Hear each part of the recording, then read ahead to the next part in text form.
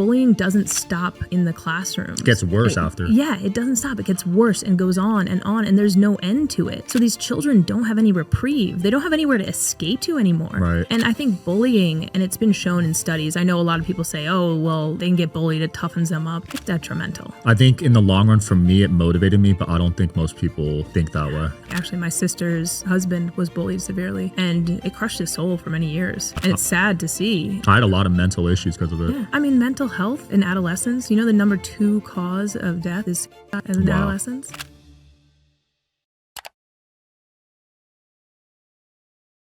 We got Claire on today. We're going to talk about a very important subject today, schooling. Yes, absolutely. My favorite topic. Yeah, and that is something that I went to public school. Did you go as well? Nope, I was homeschooled. You were homeschooled? My whole life, pretty much. Back when it wasn't cool, too. Yeah, when it was absolutely not cool, when it was fringe. A bunch of weirdos did it. Yeah, I used to not make fun of kids, but in the back of my head, I was like, is this kid normal? Yeah, you can say it. Yeah. I mean, you can say it. That was common, right, back then? Yeah, no, it was. I mean, when we look at homeschooling today, and I think back about my childhood, we were definitely a little bit of the weird kids. Yeah. So it's shifted light years over the last 10, 15, 20. And you're a big part of that shift, so thank you, first of all. Oh, thank you. But secondly, what caused you to, I guess, speak out about this topic? You know, I had a life change shift a few years ago, and I thought to myself, the one thing I know very well, probably better than a lot of people who speak out on homeschooling, who haven't done it themselves from a different place, is homeschooling. I know it because I went through it. I was a product of it. My brother and sister also were homeschooled, and my brother homeschools his children, and my sister's planning on homeschooling hers. So we went through homeschooling when it was uncool, unpopular, fringe, and we loved it. Yeah. So I think it takes a perspective that's different to talk about this, one that's been through it. You can ask me questions that I can actually tell you an answer to because I saw it. So I decided to just start talking about what I know, and I'm homeschooling my son. Because to me, that was the best education I could have ever had or even asked for. When you were getting homeschooled, were both parents actively involved with it? To be honest, no. Well, I guess in a way, my dad worked. It was he worked 9 to 5, worked very hard, and my mom stayed at home and took care of my sister and my brother and I. Got it. With the caveat of my dad is a math genius and a math professor, and he did all the math teaching. So my mom did basically the majority of the rest. However, it's different. The way I was raised was more unschooling versus what people traditionally think of as homeschooling. So it's a pretty big differentiator when we talk about homeschooling and the styles there are today. Right. Could you explain what unschooling is for people that don't know? So unschooling is basically child-led learning. We don't have a 7 to 8 hour work. We don't have a daily schedule or daily routine necessarily. What the parent does is try to follow the interests of the child. And if that interest leads them down a route, for me, of loving horses, then we'll let that child go and read about them, plan to have one, write spreadsheets, document where you get feed from, source product, turn around with something that's meaningful for that child, engages them, and then teaches them along the way of something they actually care about. Love it. So we weren't doing necessarily reading, writing, and math every day, but we were experiencing things. And for the majority of when I was younger, I basically just went outside and played with my siblings. There was a whole lot of no education going on for my early years. It was a lot of play, a lot of adventure, a lot of creativity. So that's kind of the basis around unschooling. It's a little less structured, but everybody has different ways to do things. So the way I might unschool is different than the way somebody else might do it. Yeah. So that's kind of a broad brush of how it works, but that's how I was raised. And I didn't actually do any real formal education until I went to junior college. Wow. So I went from pretty much being a feral wild kid who just wanted to ride horses, and I was tough. My personality was not easy. Yeah. Neither was my brother's. He, for all intents and purposes, probably had ADD, ADHD, but my mom did not want to diagnose him. And I can get into that story as to how we started, but that was essentially the beginning of our homeschooling because the two of us were impossible to handle. I mean, full, wild, never sit still, never pay attention, never listen type of children. Well, I think that's how a lot of kids are. That's how I was. And then through the schooling system, it kind of numbs you, right? Right. Well, that's the thing. When you're put into a system that goes against your biology or your nature, there are usually two different ways that kids react. And I think Gabor Mate talks about this a lot. He says they're either going to act out or they're going to go numb and become quiet and reserved. So that's what the schooling system does. And I argue that teaching children on the unschooling method or homeschooling or alternative schooling allows them to develop through their natural abilities at their natural pace versus putting them in a box and making them change their demeanor, their personality to conform to an environment that isn't part of their natural being. Right. That's what happened to me. I shut down. I went from class clown to introvert. They tried putting me on medication in elementary school. Yeah. Crazy, right? Well, that's the thing they do is they label it a pathology. So your behavior goes from normal behavior, and a lot of times it's more common in boys because they develop at different rates than girls. Right. And that's just the truth. Their biology is designed to develop differently. They're more spatially aware earlier on. They're more active, and that's how they learn. And we all know they develop maybe impulse control a little later, right? So when you're put in that situation, you're essentially changing your biology and then getting labeled that it's a disease. And then instead of changing the environment or the classroom to adapt to the child's needs, we medicate them. Yeah. I've always learned through action. Most people do. I mean, the easiest way to remember something is to do it. Whether you're remembering a name, I remember they taught me this in a sales class. When someone tells you their name, repeat it back a couple times, shake their hand, say something right. You know, there's all these tricks and methods, but you'd be so shocked when children learn at the rate they're meant to or when they're ready to. It's not a slow learning curve. Like when you want to learn something, when you really want to learn it, you don't take a year to learn it. No. You learn it in seconds. Yeah. So for an example, it's kind of funny. This happened recently. My son would not ride a bike. Now he's 8. And I'm thinking here, you need to ride a bike, kid. 8-year-olds need to be riding bikes. He wouldn't do it. Refuse, refuse, refuse. A month ago, he told me, Mom, I want to ride a bike. Okay. Took the bike out to the park, let him ride it. Within one day, that kid was riding around the park, no problem. Wow. No training wheels? No training wheels. No nothing. He decided he wanted to ride a bike, and he rode it. And that happened for me. I talked about this before, but when I was younger, I did not want to read. There was nobody who was going to put me in a room and make me read a book. In my mind, it's funny because when we're children, we have different perceptions of how things happen to us versus what our parents will tell you. So in my mind, everybody who showed me a book, I thought they were all stupid. I did not want to read them. To me, that was dumb. It was early readers, cat, hat, fat, just things that I could not be bothered with.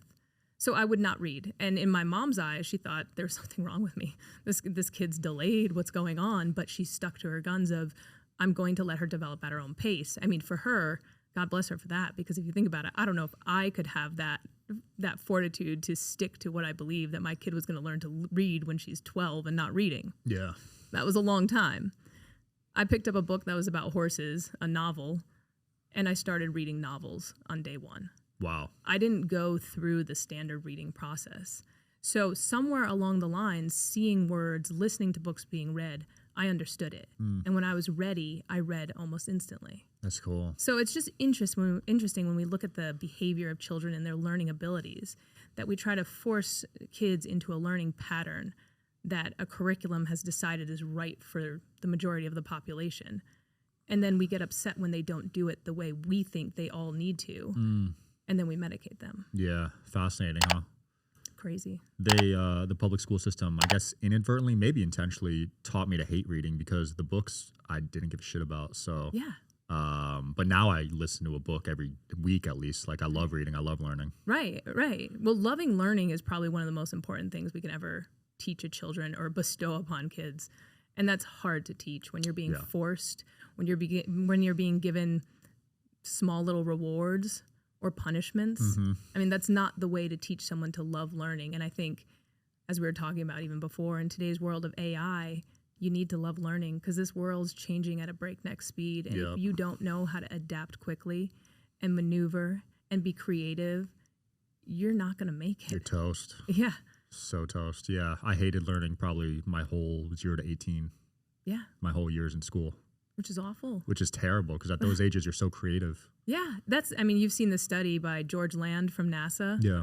I mean, those formative years are our most creative years. and what school ends up inadvertently doing.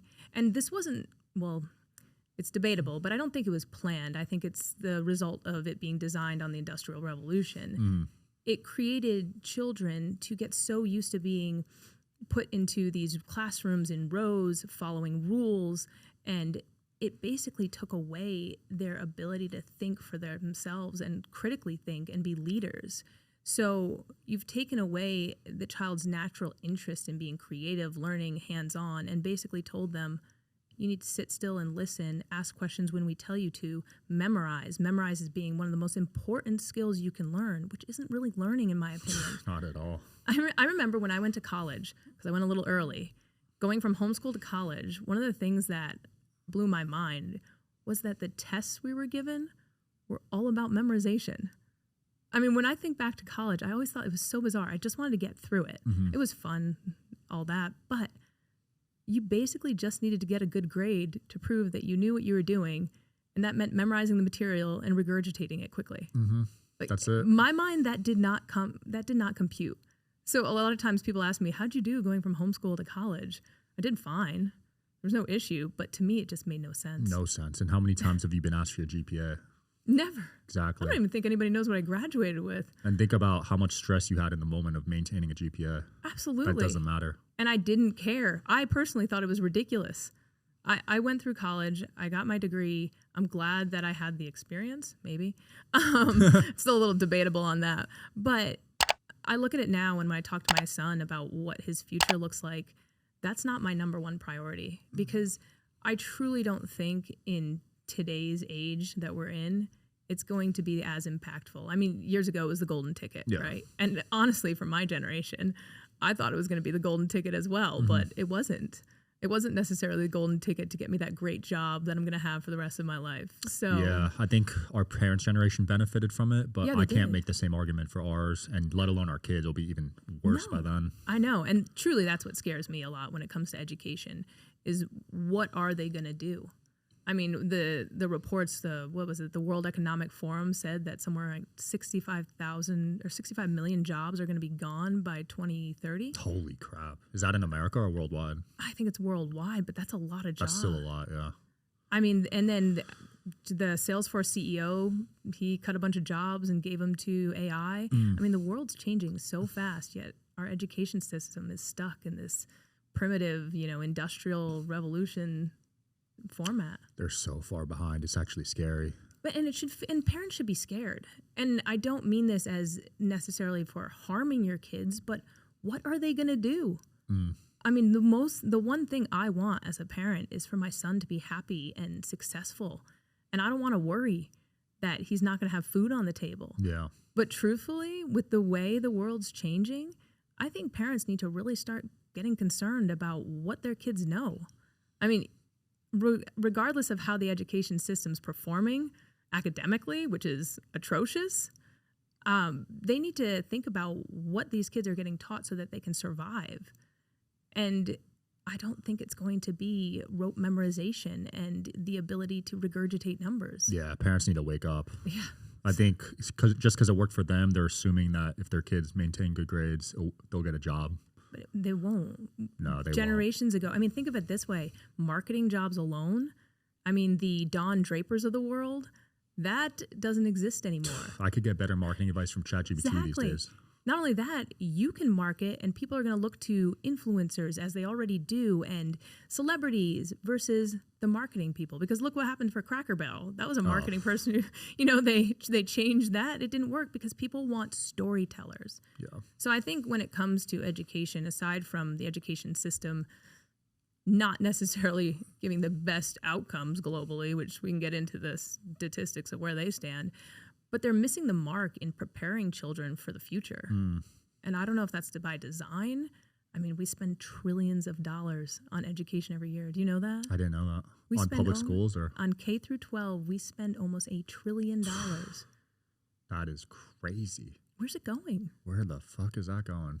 Teachers work more. I think they work somewhere around 53 hours a week. And then they spend some of their money on the classroom supplies. Oh, they're coming out of pocket? Yeah.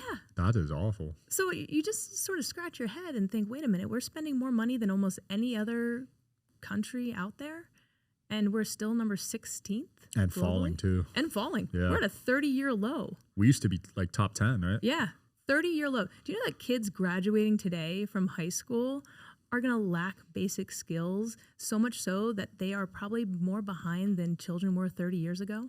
That is nuts. Yeah, I saw some stat on that most kids, or not most kids, but some kids couldn't even read that are going to college. 8th graders now, they can't even read at a basic level. We're not talking like Shakespeare either. We're just talking a basic level. That's nuts. And math scores are down. They're the lowest they've been since 2005. So you just sort of wonder, all this money going into education and satisfaction rates for parents, only 16% of parents in the U.S. think the education system is going in the right direction. Wow. So you just sort of sit here and think, what's going on? What are we doing with all this money? All these children, and children are important, are going to a school that no one's satisfied with, that we see declining. And it doesn't seem like anyone's really clamoring about this. That is nuts. Yeah. A lot of money goes to college too, right? I know Trump got in a whole ordeal with Harvard. Yeah, there's a lot of money going into college. I mean, I think it's $1.3 trillion. Don't quote me on that, but overall money spent on education is huge. And then 60% of college graduates can't even find a job. And they're saddled with debt. I'd love to see a pie chart of how the money gets spent at the university level. Oh, administration? I mean, the salaries and Yeah. building expenses, but Yeah. I'm sure they fluff up a bunch of stuff. And the same goes with the K through 12 public schools. I'm sure a lot of it goes to all sorts of admin. It's not going to the teachers. It's not going to the children in the classrooms. Yeah. So there's actually a ex-principal on my street. And I talked to her because I was like, hey, I'm coming here. Give me some thoughts on what you think of the public education system. Principal for 30 years, retired, loves school. She says what's going to happen is the school system is going to lose so many people. Mind you, loves the education system. She says it's going to lose so many people to nature-based school, forest schools, homeschooling, private schools, etc., charters, that is going to be forced to make a change someday. Wow, that's good. That's what she said. I'm not that hopeful. I hope so, but yeah. I don't see it I almost happen. feel bad for these parents because they're paying so much in taxes thinking that they're benefiting their kids. Yeah. Right? Yeah, paying so much in taxes and handing your child off to someone else. Because here's the one thing you have to remember. When you do homeschool your child, you're taking full responsibility for their education. That's a pretty heavy burden. Yeah. So you're in charge of their success. So I am highly invested in what I am teaching my son. And when I say me, I actually have classes he goes to. I still have no attention span for a lot of that.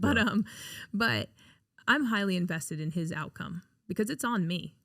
Whereas when you hand your child off to a school, you're hoping that they're as invested as you are, which I don't think it's possible when they have so many children. How can they be that invested? No. So, there are so many layers to this issue, so many. But I think one of the things I try to do is explain this so that parents can stop and think. And yes, it may be easier to put your children in the public school system because it's hard to live on a single salary income or have your child at home. I mean, it's not easy to homeschool. But what's important? Is it your child's outcome? Is it their future? Is it how they can manage in an AI-driven world? Or is it what's going on right now in your life? Or do you need to make changes? So it's just one of those things that you really got to stop and think about what's important to me. Yeah. And I mean, I changed where I lived simply so I could financially afford to homeschool my son. Wow. I mean, you have to be a little bit uncomfortable sometimes to homeschool to make that decision. Yeah, it's a big decision. I think a lot of people aren't prepared to do that. I don't think they can afford it. Okay, listen to this. I double checked the statistic because I didn't believe it. Do you know that 57% of homeschooling families make less than $50,000 a year? Really? Because I just assumed it was a bunch of rich families. No. Wow. That's a true statistic. I double checked it. Under $50K a year. Is that household income or? Yeah, household families under $50K a year. Wow. Yeah, so it's not a lot of rich families. Interesting. I think actually when it comes to the percentage of rich families, I want to say it's actually fairly low. Not super low, but it's definitely not as high as we think. Okay. Yeah. So that's a myth then. Yeah, it is a myth. I think back in the day when homeschooling started, it was originally a lot of people who were very religious, conservative, etc. Yeah. Those were relatively true. When you look at the reasons for people homeschooling, one of the number one reasons for homeschooling prior to the 2000s was religion. And that's changed. That's now number 3. Okay. So some of these myths that we've heard over the years, they've just sort of carried on. Yeah. And they're not necessarily true anymore. And I am actually on the board of one of the largest homeschooling groups in Dallas. And you can see the diversity in the people who are homeschooling now. It's huge. That's cool. I mean, it is a wildly diverse group of people from all walks of life, backgrounds, political views, economics, everything. It's just all over the map, which is definitely changed. But also it's really interesting to see because it's showing that parents are really investing in their child's lives, which to me is a great sign. That is. What's the number one reason people are homeschooling now? Safety. Safety? Yeah. Interesting. Yeah. Safety is the number one reason. Wow, because of all the school shootings or? One, school shootings, but what people also don't realize is, you know, when people say, oh, I went to school and I was bullied and I was fine, bullying is one of the huge reasons why people are choosing to homeschool their children. Yeah.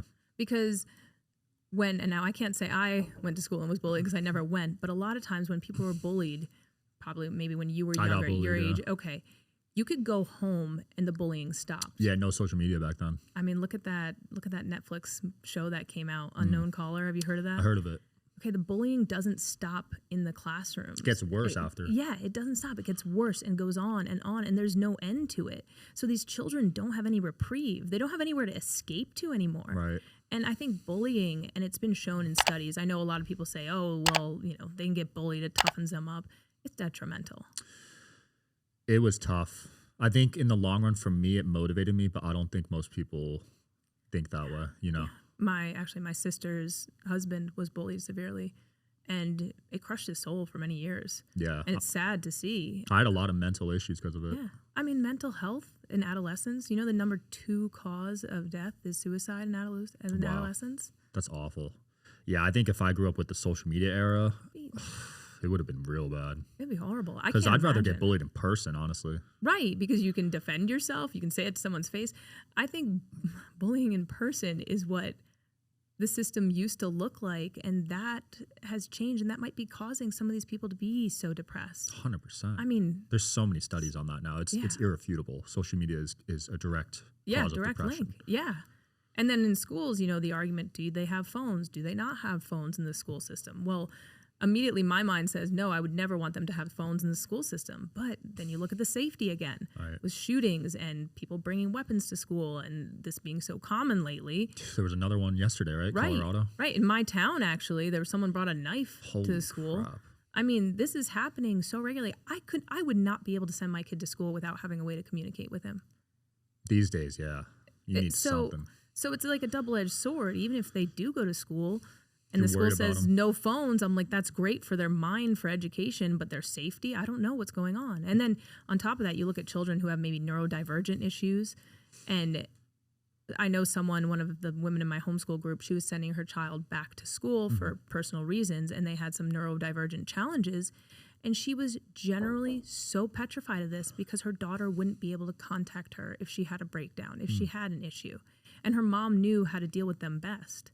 So, I mean, I look at this on a spectrum of there's so much good and bad. And to me, it again just relates to this whole issue of the education system as a whole failing our children, failing the American children. Yeah. I mean, the stats these days with issues like autism, 1 out of 30, right? With kids, it's unreal. ADD. That's 1 in each classroom at this point, maybe 2. Yeah.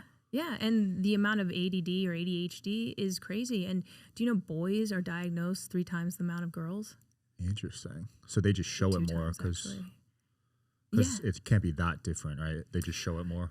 Exactly. So a lot of times people say, well, you know, is it classrooms are okay for girls but not boys? No, it's again, and I always talk about boys, and it's not because I don't know much about girls, but I have a son, so I talk about what I know. A lot of times boys are more kinesthetic. They're more kinesthetic learners. They're more energy driven, more active. They learn by actually physically doing, where girls are just designed to learn in a different way earlier on. Right. It's not that boys don't get there. It's just there's a difference. And that might be a debatable topic with a lot of people, but the way they learn is different. So when you look at the education system and see that boys are being diagnosed more frequently and then put on ADHD medicine more frequently, you just start to wonder, is it really this epidemic that's going on? I mean, what's happening in the education system that we're not looking at and saying something's wrong, we need to change it? I mean, another way you can look at it is look at a community that's kind of quiet, like the Amish community. Yeah. They have a very low prevalence of ADD, right. ADHD, very low. And I'm not even sure what the numbers are. I saw something about it the other day that I thought was fascinating. But they're outside all the time. They're working. They have classes, but their model of education looks similar to some of the Scandinavian countries, where they prioritize outdoor activity, exercise, troubleshooting. The model is just different. It allows kids to go outside and learn in an environment where they feel challenged. So, I mean, there's just so much baked into why this system needs a massive, massive change. Yeah. You mentioned outdoor schools earlier. So is that an emerging thing right now? I haven't heard of those. There are a lot of them. So Scandinavia has some of the highest test scores in the world for their education. I think they're number one. Wow. But what they have always prioritized is children being outdoors. Year round, mind you. I have a friend who's Swedish, and she says she remembers when she was growing up, they'd have you go swim in the pool to give a test, learn that you could still go outside in the winter. Holy crap. Yeah.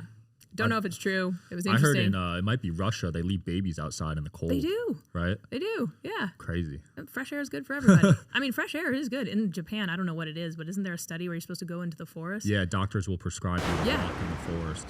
Shout out to today's sponsor, Quince. As the weather cools, I'm swapping in the pieces that actually gets the job done, that are warm, durable, and built to last. Quince delivers every time with wardrobe staples that'll carry you through the season. They have fall staples that you'll actually want to wear, like the 100% Mongolian cashmere for just $60. They also got classic fit denim and real leather and wool outerwear that looks sharp and holds up. By partnering directly with ethical factories and top artisans, Quince cuts out the middleman to deliver premium quality at half the cost of similar brands. They've really become a go-to across the board. You guys know how I love linen and how I've talked about it on previous episodes. I picked up some linen pants and they feel incredible. The quality is definitely noticeable compared to other brands. Layer up this fall with pieces that feel as good as they look. Go to quince.com/DSH for free shipping on your order and 365-day returns. They're also available in Canada too.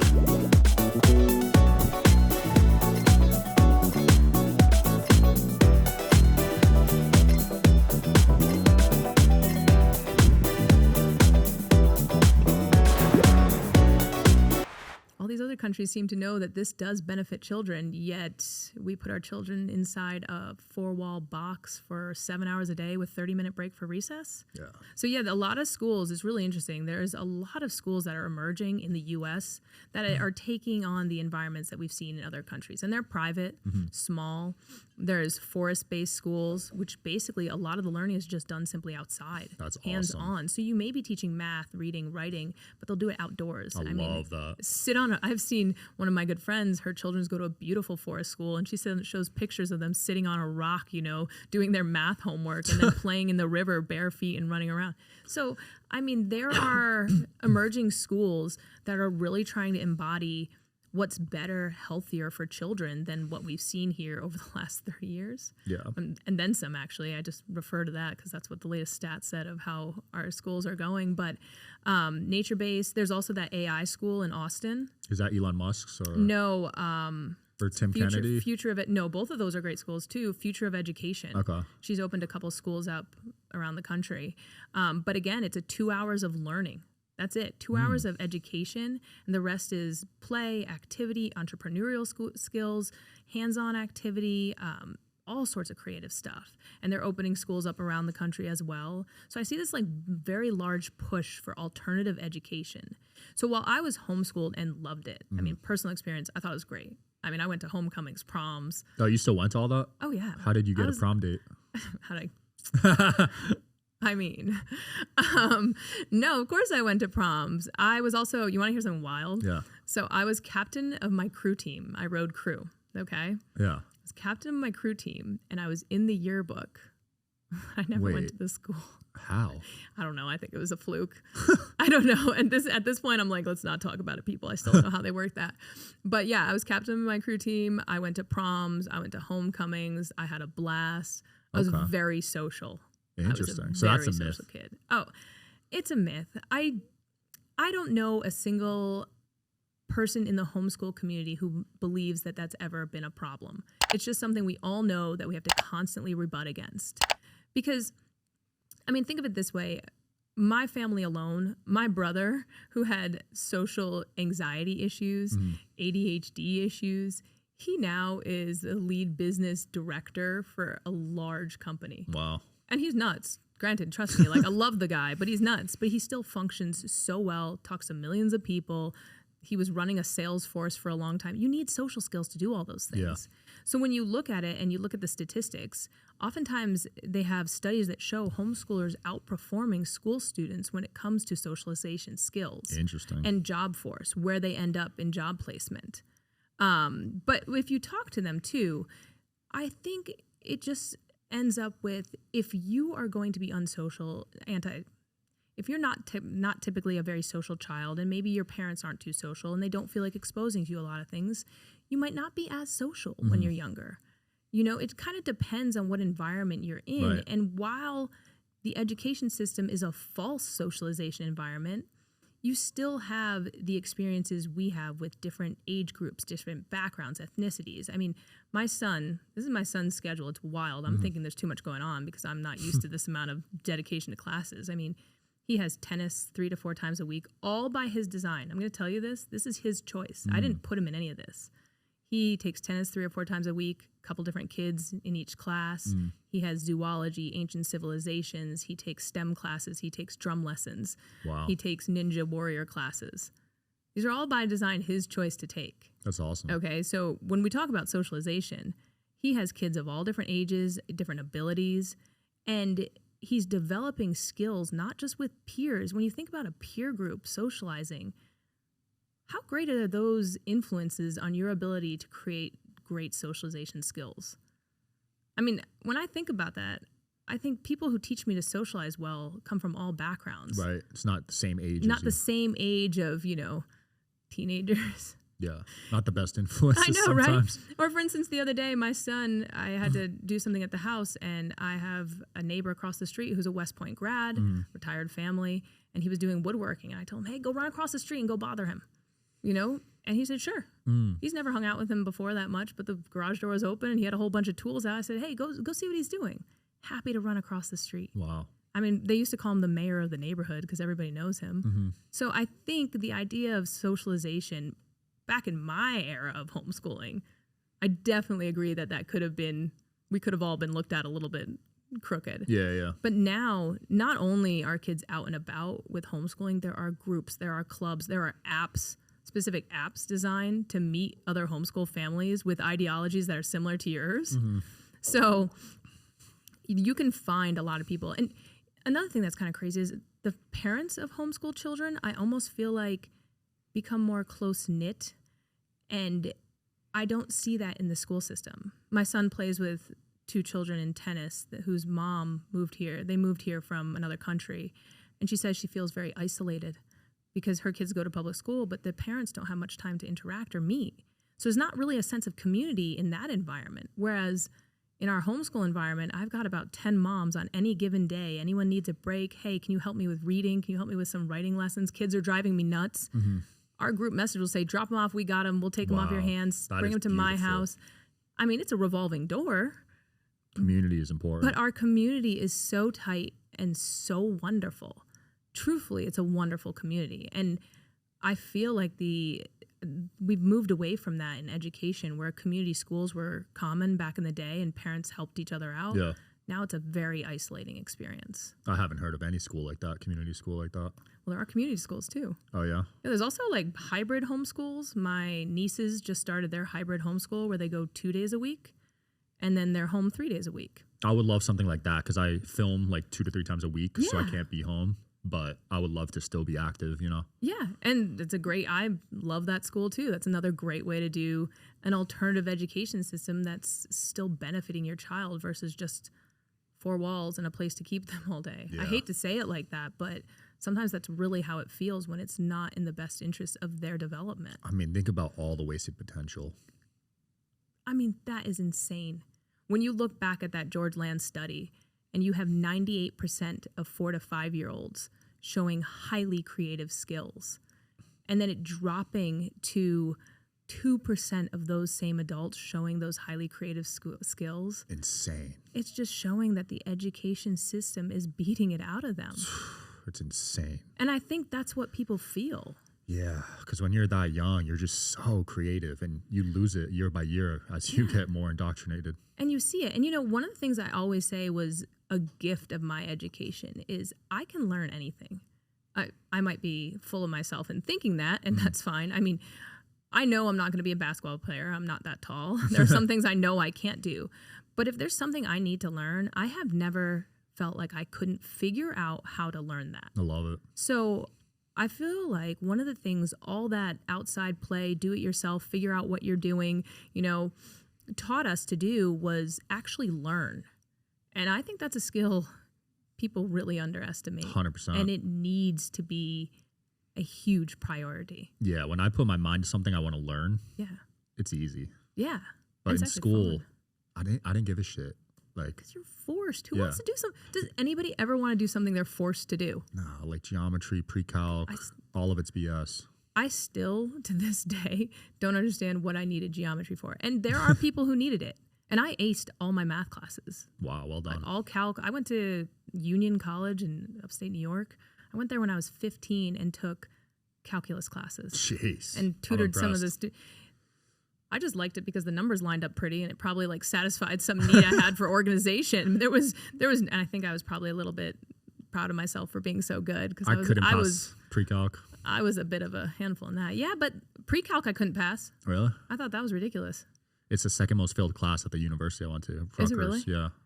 To me, that one didn't make sense. You needed it to get in the business school, which that doesn't make sense also. So I couldn't get into the business school.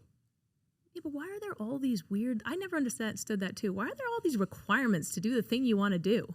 Yeah, you had to pass like a essay writing class, Yeah. something literature, and everyone filled that one too. Yeah. Now, I do think math is very important for people to actually learn, okay?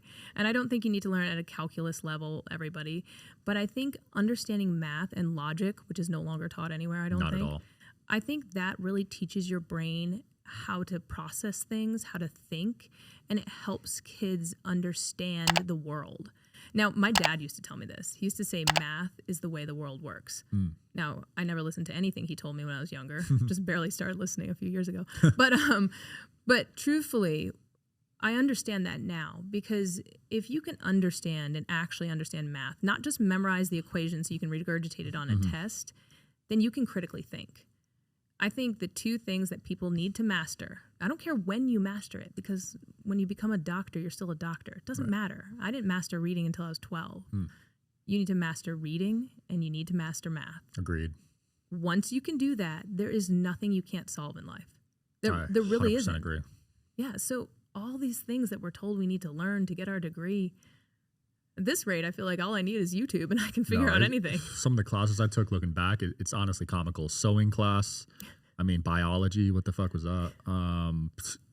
Cooking. Cooking I guess is kind of useful, but sewing, I broke the machine on the first day and then she gave me an F. Exactly. She put me in the corner of the room the whole semester. I had to do homework while everyone else was sewing. That's wild. Yeah, she hated me. I was in a sewing club as a kid. Oh, you are? Yeah. It's a lost art. Respect for people that sew and sell shit on Etsy, honestly. But I don't do it now, but yeah, it's not my thing. It was funny. I was, okay, sure. Yeah, I'll I'm like try a that. guy trying to like do other shit, That's like fine. sewing. But they took home ec, well, majority of schools took home ec, shop. Mike Rowe talks about it all the time. They took it right out of the classrooms. Wow. And now blue collar's back and then those guys are making those a killing. guys are crushing it. Yeah, and they took it away. Well, because, what can't AI replicate? I look at the world right now as what can't AI replicate? Blue collar. Exactly. And it's needed. 100%. That's why we're going to need to understand how to get hands-on, do things physically. And then I think the next thing we're going to have to master is our social skills, our storytelling skills. Storytellers right now, that's the age of the internet. Yeah. The better you can tell a story, nobodies are becoming millionaires in seconds because they know how to tell stories online. Yep. So I think those are huge skills that we're going to need to learn. And then adaptability. If you can't adapt in this whiplash world we're living in right now, you're going to fall behind. Yep. And none of that is taught in the education system. Not even close. None of it. If you bring it up, they'll laugh at you. No, they don't understand. And then people, and what always got me too was when I went to college, this is kind of like going back a few minutes, but when I went to college, people would always say, well, when you went to college, did you go wild because you were finally like free to do whatever? And I sit there and say, well, no, I've been free my whole life. Kids who go to school are not free because they're living by all these rules. That's deep. Right? So when they go to college, they're the ones who go off the deep end, the party. I had fun in college, but I never felt peer pressure. That's such a good point. Day in my life did I feel peer pressure. I can tell you, I'd be sitting in the room with all kinds of things going on. Mm-hmm. I just did what only I was okay with, you know? And I think the thing is, it's because I was given freedom as a kid. And I'm not talking like I could go wherever I wanted or I could party or do anything like that. I was given mental freedom, right? Nobody told me I had to be at such and such a place at such and such a time, answering in such and such a manner. I was self-directed my whole life. So when it was time for me to move away from home and be self-directed, I already knew what I was doing. Yeah.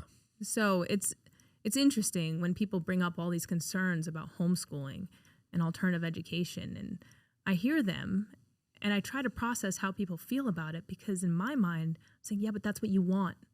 You don't want homeschooling replicating the education system. That's the beauty of it. I love that. I also think a lot of the issue is on the parent if the kid is going crazy in college, because I think the parents are being too strict.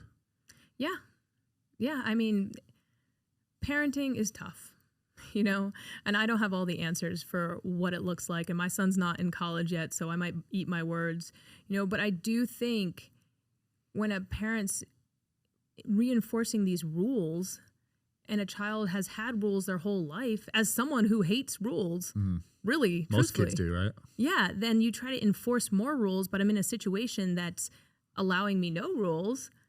I mean, I would hate my parents too.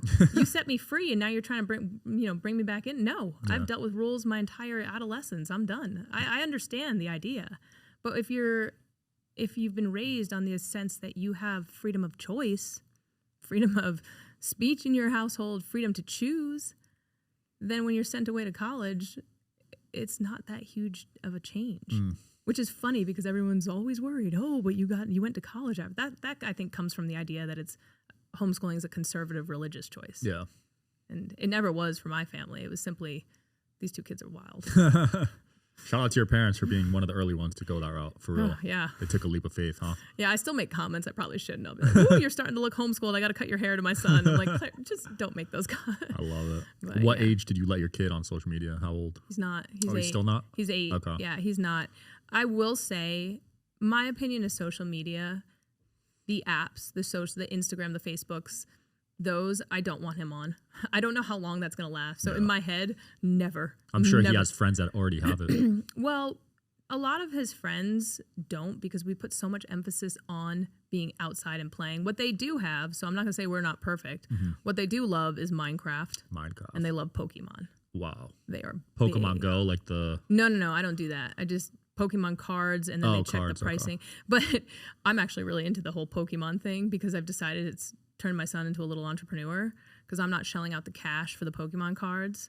So now he's decided to take his 3D printer and start creating little figurines that he can sell at his Pokemon shops. That's cool. I told him to go ahead. I was like, you want money for those Pokemon cards, then you got to make some. Respect. And we're not doing a lemonade stand every day in my neighborhood. We just can't do Basic, right? Yeah, can't do that. So he said he'd take his 3D printer, and I said, well, go ask the stores. Like, you go be a little businessman. You want something, go figure out how to get it. Go ask the stores. He went into 2 different Pokemon stores, asked them if they would put his 3D models on display, and if he could sell them. They said, yeah. That's what my mother did for me, and I hated it at the time. But looking back now, I'm so grateful. I had no allowance. I grew up in a rich neighborhood, so like kids got cars given to them when they were 16, and I didn't get that, and I hated it at the time. But it taught me to be an entrepreneur. Yeah. I mean, I think it's something that he has to learn. I think every child needs to learn entrepreneurial skills, financial literacy skills. I mean, these are things that they can teach themselves. A lot of homeschooling, you end up teaching yourself a lot, really, once you get old enough to research. But back to social media, so he doesn't have it. I learned early on, because I've been a single mom for a long time. and it's been very hard to do homeschooling alone. I have allowed him to have a tablet so that he could watch approved programs that I allowed. But I will say, early on, I thought it would be fun to let him have chat so he could text me and I could text him. And he wanted one friend of his to text. This lasted for 5 minutes. I'll tell you why. He had one little friend. You know, he was probably 7 years old. And I said, okay, how harmful could that be? Let me tell you something. I gave him the ability to text his friend, and when his friend texted him and he didn't answer, he'd get mad and start putting, you know, emojis. Now, I don't mean in an aggressive, mean way. I just mean in a little kid way, sending lots of emojis and why haven't you answered me? And my son got upset. He says he got upset with me because I didn't answer him fast enough. This is over a text message. This is at 7 years old, and it's my fault for doing this. I should never have done it, but I didn't know. Yeah. And I realized that's the type of anxiety adults feel when it comes to text messaging. 100%. You do not need that, and you're not going to have that for so not at that long. age. So I did a little like toe in there and learned my lesson real quick, took that away. I mean, it lasted literally one day. And now my idea is he'll probably get like a Gab phone eventually where I can approve who he calls, but no social media. But I do think YouTube in the right way under supervision can be used very effectively. Yeah. I mean, truthfully, there's a lot of bad on there. There's a lot. I don't like YouTube shorts. I don't like short form content while minds are developing because I think it's very bad for their development. TikTok brain, they call it. Yeah, I don't want it. So I think you can learn anything from YouTube, anything from the internet, essentially. So if you can keep it in a reasonable manner, they can learn so much. I mean, my son knows so much about animals. It's crazy. That's impressive. YouTube University, they call it. Yeah. I learned more there than 18 years of school.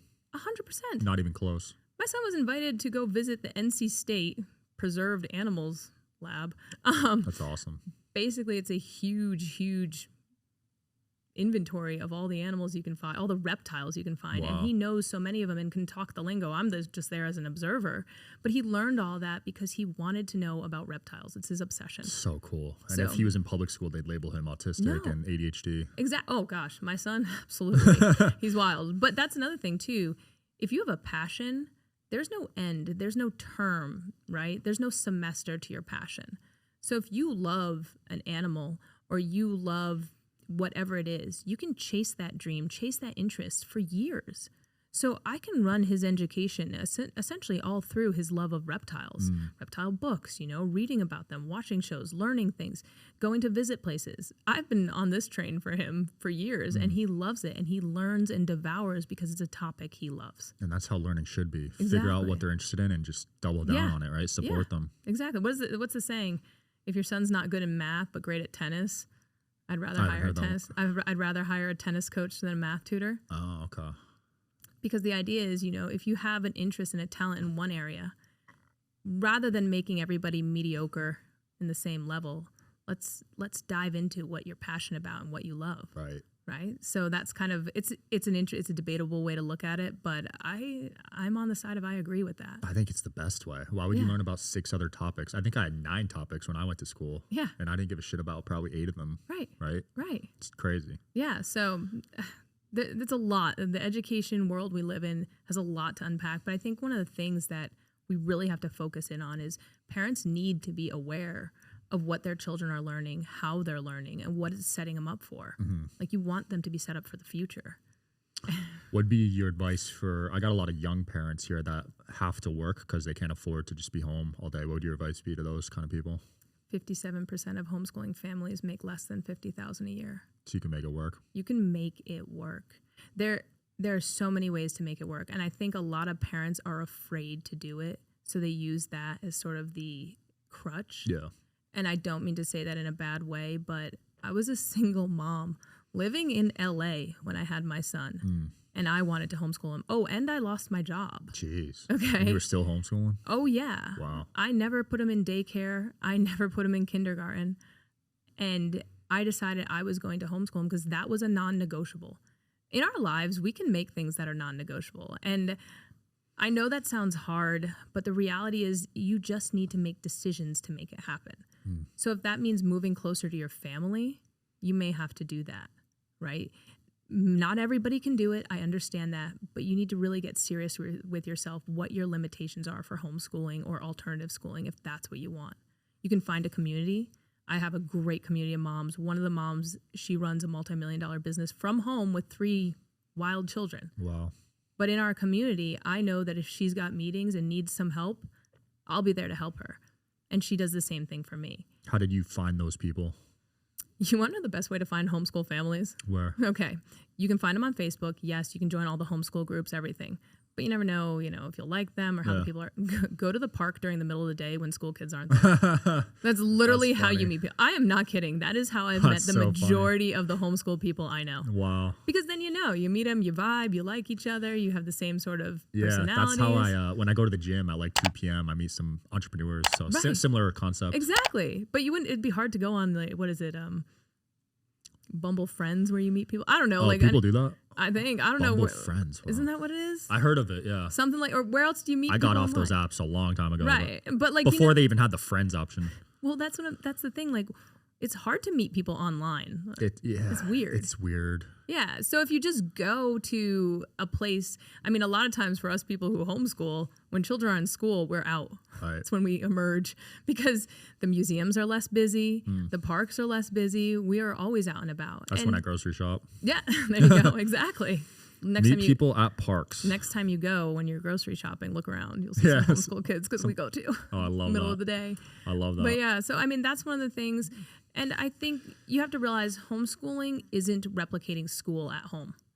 And I think that's very intimidating concept for people, right? We're not replicating school at home, and that's the entire point. We don't want to. Yeah. So a lot of times people reach out to me and say things like, I'm so nervous about what curriculum to choose, and I read this whole thing about how they're worried about what to do, and then they say, my child's turning 5. Like, geez, some creepers at 5. Jeez. 5, I think we were playing with Play-Doh in the front lawn and water tables, and there was you don't need to implement these schedules. So I think people don't need to get overwhelmed. I think that was my thought process too when I thought of homeschooling, because 8-hour school day, how do you translate that to the house? Oh, no. That's where I was like, can I pull that off? But you're right. You only need like 2-3 hours of actual learning, right?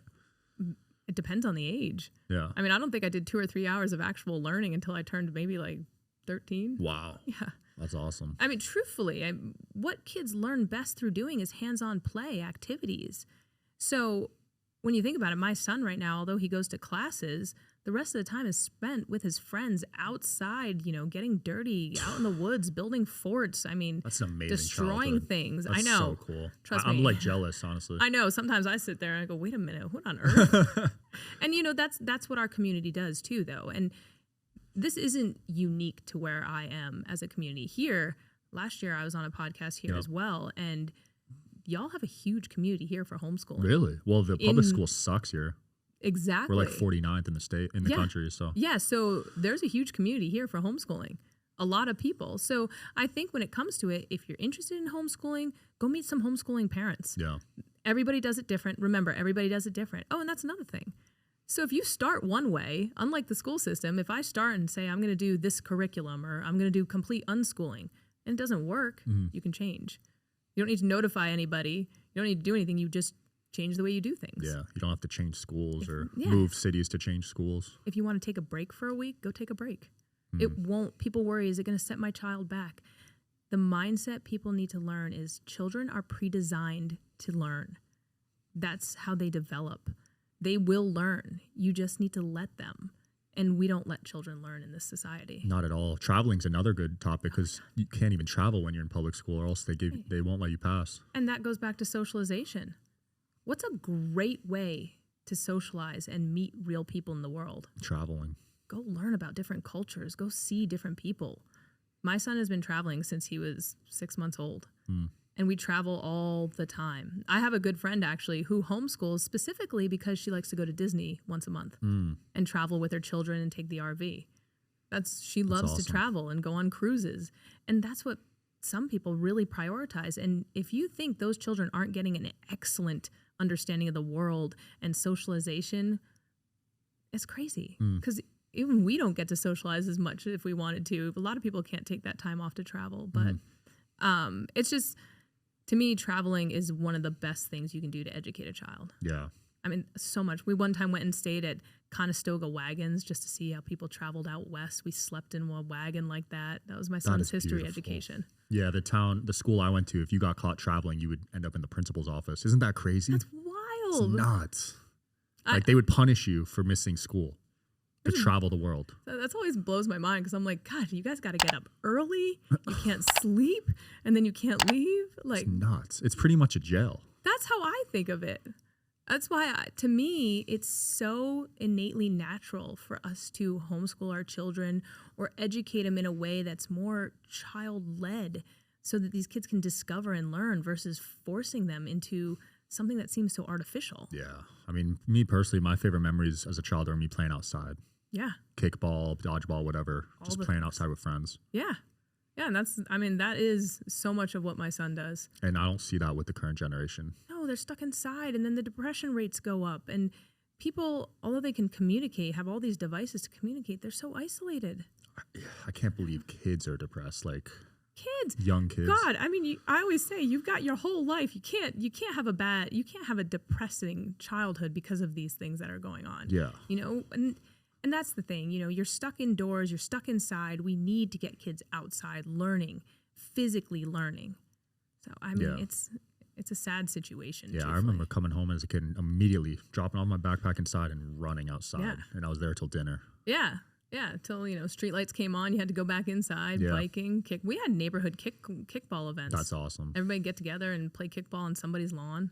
That's so cool. I mean, and right now, even in my neighborhood, my son will knock on neighbors' doors, go say hi, play with anybody in the neighborhood. Just go play, have fun, enjoy. That's like unheard of these days. And I never prioritize if he wants to see something on TV, but we have a plan. Mm-hmm. You are never allowed to say, "Oh, but I want to watch this." I'm like, nope, we are leaving. That is never an excuse to stay indoors. We are always on the move. I love it. So it's just an interesting society we live in. Yeah. And to me, it feels a lot like we aren't prioritizing children. Agreed. Claire, how can people work with you, support you, and find you and everything? You can find me on Instagram, live.leaf.learn, and you can find me on Facebook, same hashtags. You can find me at my website, liveleaflearn.com. Beautiful. But yeah, and I respond to, I'm just me, a sole person on this. So if you ever have questions about homeschooling, interests, you can always send me a message. I respond to everyone. And I try to genuinely help people. Questions, concerns, it never hurts to just ask. Thank you. Shoot her a message, guys, if you need some guidance. Thanks for coming on. You're welcome. Thank you. Yep. I hope you guys are enjoying the show. Please don't forget to like and subscribe. It helps the show a lot with the algorithm. Thank you.